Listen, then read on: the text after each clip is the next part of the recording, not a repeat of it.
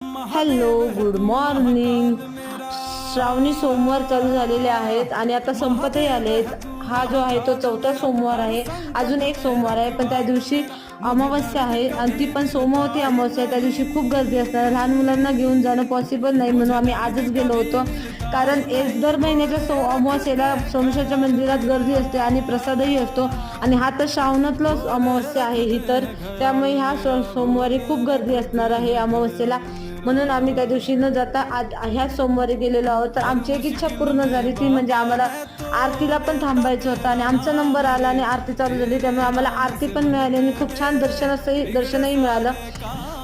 श्रावणामध्ये दर दिवशी तिथं प्रसाद असतो, तर आम्हाला प्रसादही ग्रहण करता आलं. खिचडी होती, केळी होती, सांबार भात होतं, लापसी, बरंच काही जेवायला होतं. तर मुलांनी आणि आईनी प्रसाद ग्रहण केला. मी केळं खाल्लं उपवास असल्यामुळे, माझी श्रावणी असल्यामुळे खूप छान असं दर्शन झालं. आणि